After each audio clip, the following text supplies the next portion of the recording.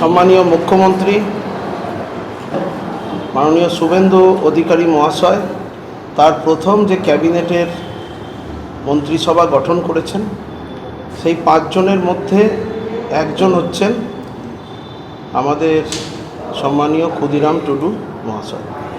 তো গতকাল যে দপ্তর বন্টন হয়েছে সেই দপ্তর বন্টন হওয়ার পর উনি আজ বর্ধমানে এসেছেন। যেহেতু উনি বর্ধমানে থাকেন এবং এসে উনি সর্বমঙ্গলা মায়ের চরণে পুজো দিয়েছেন, আমরা সকলে উপস্থিত ছিলাম। এরপরে উনি দপ্তর বন্টন এবং মন্ত্রিসভার বিষয়ের যে বার্তা সেই বিষয়ে আপনাদের সঙ্গে সাংবাদিক সম্মেলন করে সেই বিষয়ে কিছু বার্তা দেবেন। আমাদের সঙ্গে রয়েছেন শিবরাম হাসদা, আমাদের রাজ্য এসটি মোর্চার সহসভাপতি। আজকের অর্থাৎ আপনারা সবাই জানেন যে ভারতীয় জনতা পার্টির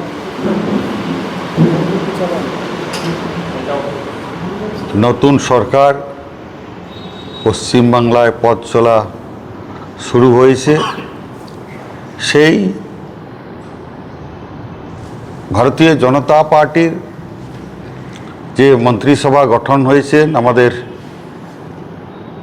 মাননীয় মুখ্যমন্ত্রী সম্মানীয় শুভেন্দু অধিকারী মহাশয়, তাছাড়াও আমরা 5 জন ক্যাবিনেট মন্ত্রী হিসেবে আমরা শপথ নিয়েছি। আর সেই 5 জন ক্যাবিনেট মিনিস্টারের মধ্যে থেকে আমি একজন। এবং গতকালকে আপনারা সোশ্যাল মিডিয়াতে আপনারা দেখেছেন যে আমাদের 5 জনকে আমাদের দপ্তর বন্টন করা হয়েছে। যে দপ্তরগুলোর মধ্যে আমাকে দেওয়া হয়েছে সেই দপ্তর ট্রাইবাল ডেভেলপমেন্ট ডিপার্টমেন্ট অর্থাৎ তপশিলি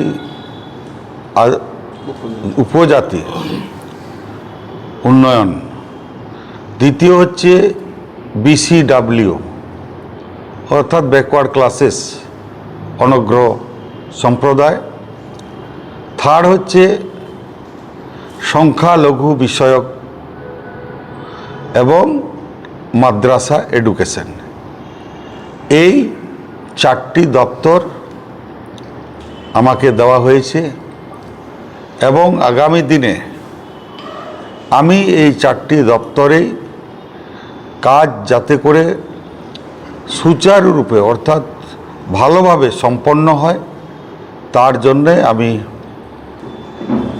চেষ্টা করব এবং এই বিষয়ে সরকারও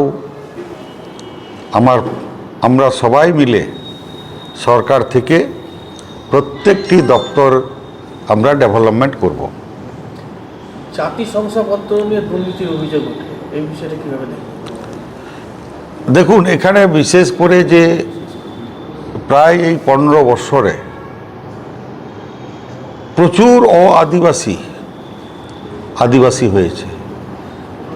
এই দুয়ারে সরকারের নাম করে এই তৃণমূল সরকার যেভাবে মুড়কির মতো ফেক ST সার্টিফিকেট দেওয়া হয়েছে, এই ফেক ST সার্টিফিকেটকে আমরা নির্মূল করব।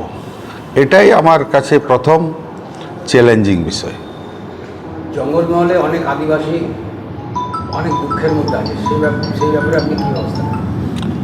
জঙ্গলমহলের আদিবাসী মানুষজন বিভিন্ন সমস্যার মধ্যে আছে, কারণ ওখানে এখনো পর্যন্ত পানীয় জলের ভীষণ সমস্যা, রাস্তাঘাটের সমস্যা এবং যেটা হচ্ছে হোস্টেল, আদিবাসী যে হোস্টেল, সেই হোস্টেল এই বিগত যে সরকার, এই সরকার টোটালিভাবে বন্ধ করে দিয়েছে।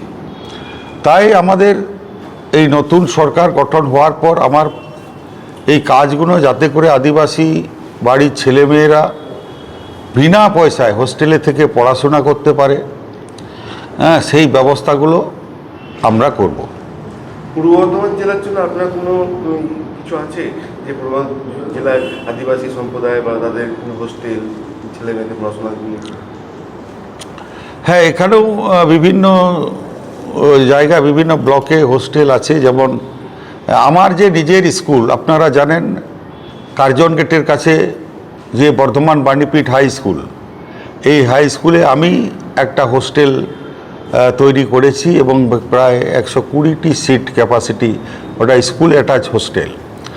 সেই রকম অনেক হোস্টেল আছে, সেই হোস্টেলগুলো যাতে করে খুব সুন্দরভাবে চলে, সেইটা নিয়ে মেনলি বিশেষভাবে আমি দেখি। বাঁকুড়া এইসব জায়গার আদিবাসীরা ম্যাক্সিমাম চলে যাচ্ছে আমরা টাটা বা ঝাড়খণ্ডের দিকে কাজে, যেহেতু ওখানে কোনো শিল্প নেই, সেক্ষেত্রে কিছু নতুন কিছু আমরা নতুন সরকার গঠন হওয়ার পর আমরা এখানে যে শিল্প আমরা এই তো সবে শুরু হলো, কারণ প্রায় 5 বছর বিভিন্ন সেখানে শিল্প স্থাপন করার জন্য আমরা আমাদের যিনি অনারেবল সিএম, তিনি কেন্দ্রীয় সরকারের যারা মন্ত্রী সেই দপ্তরে তাদের সাথে কথা বলবেন এবং আগামী দিনে পশ্চিমবাংলায় শিল্প হবে এবং আমাদের পশ্চিমবাংলার যে ছেলেমেয়েরা তারা এখানে তাদের কর্মসংস্থান হবে।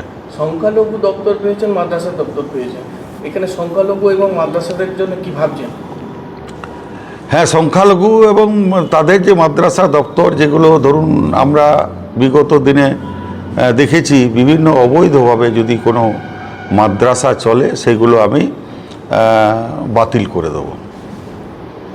আপনি রানীবাগ থেকে নির্বাচিত হয়েছেন, কিন্তু ওইখানে যারা আদিবাসী আছে তারা প্রচুর প্রবলেমে আছে, সেই ব্যাপারে কি চিন্তা ভাবনা আছে?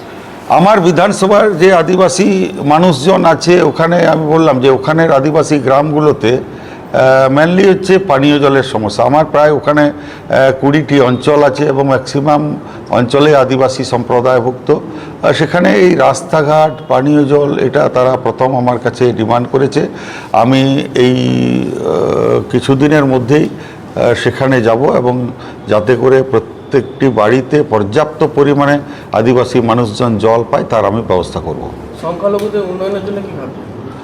সংখ্যালঘু উন্নয়নের জন্য আমি অবশ্যই ভাববো তারা, কারণ আপনারা জানেন গতকালকে আমরা আমাদের অনারেবল সিএম এবং আমরা সবাই ক্যাবিনেট যে মন্ত্রিসভা আমরা কালকে পাস করেছি বিভিন্ন যে মহিলাদের জন্য আমাদের ভোটের আগে যে ইস্তাহার ছিল, অর্থাৎ যে অন্নপূর্ণা ভাণ্ডার, আমরা 1 জুন থেকে সেটা আমরা চালু করছি। আপনি কি বর্ধমানে থাকবেন না রানীগঞ্জে থাকবেন? আমি দেখুন এখানে আমার পরিবার থাকে, আমি এখানে যেহেতু বর্ধমান স্কুলের আমি একজন শিক্ষক, সেই জন্য মেনলি আমি কিন্তু বাঁকুড়াতেই থাকবো। এটা যাওয়া আসার পথে রাত্রি হয়ে গেল, এখানে নাইট স্টে করলাম, আবার সকালে চলে গেলাম, এইরকম আর কি। কারণ সেই হচ্ছে মিডিলে যে স্টে, তা সেই হিসেবে এবং আমার পরিবারের সাথে মিলিত হওয়ার জন্য এখানে আমি থাকছি।